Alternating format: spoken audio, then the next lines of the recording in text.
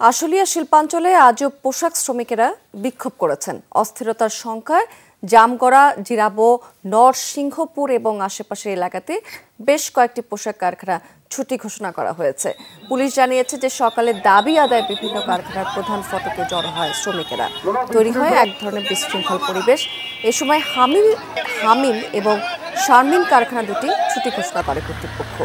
শ্রমিকেরা কারখানা থেকে বের হওয়ার সময় নতুন করে জটলা তৈরি হয়। পরিস্থিতি স্বাভাবিক রাখতে সেনাবাহিনীর টহল জোরদার করা হয়েছে।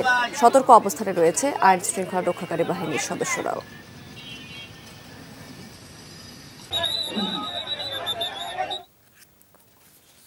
দর্শক, শিল্পাঞ্চলের পরিস্থিতি জানতে আমরা একটু গাজীপুরের খবরাখবর জেনে নিতে চাই আমাদের সহকর্মী হোসেন আলী বাবুর কাছ থেকে। বাবু, আশুলিয়াতে তো দেখতে পাচ্ছি যে এক ধরনের বিক্ষোভ পরিস্থিতি তৈরি হয়েছে, এখানে আসলে কি অবস্থা দেখতে পাচ্ছেন?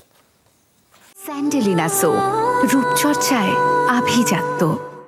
স্মৃতি, গাজীপুরে সকাল থেকে আসলে কয়েকটি শিল্প কারখানার শ্রমিকরা কিন্তু আসলে তারা তাদের যে দাবি, সেই দাবিগুলো নিয়ে আসলে তারা রাস্তায় অবস্থান করেছিল।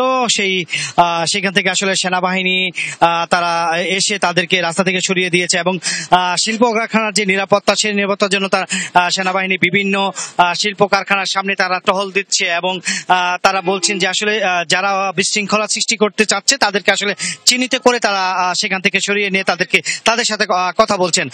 তার পাশাপাশি যদি বলি, আসলে ইন্ডাস্ট্রিয়াল পুলিশের সাথে কথা হয়েছে, তিনি আমাকে যে বলেছেন যে আসলে গাজীপুরে যেসব শিল্প কারখানা বন্ধ রয়েছে সেসব শিল্প আসলে বন্ধ রাখা হয়েছে এই কারণেই যারা আসলে এখনো বেকার রয়েছে তারা চাকরির দাবিতে কারখানার সামনে আন্দোলন করছে, যার কারণে আসলে সেই শিল্প কারখানার নিরাপত্তাজনিত কারণে তারা আসলে তাদের কারখানাগুলো আসলে বন্ধ করে দিচ্ছে এবং সেই সব শিল্প কারখানা আসলে সেনাবাহিনী, র্যাব, পুলিশ সহ আইন শৃঙ্খলা বাহিনী কিন্তু সেখানে রয়েছেন। তার পাশাপাশি যদি বলি, আসলে যেসব শ্রমিকরা আসলে তারা তাদের দাবিগুলো আসলে যেটা বলছেন যে আসলে তাদের যে নারীদের যারা চাকরি করছেন, মহিলা, তাদেরকে যাতে রাতের বেলা ডিউটি না করানো হয় সেই জন্য তাদের সেই দাবিটা আসলে তারা করেছেন এবং তাদের হাজিরা বোনাসের কথা বলেছেন এবং তাদের যে মেডিকেল যে রয়েছে সেই মেডিকেলের যে খরচ সেটাও তাদের বাড়াতে বলেছেন এবং তাদের যে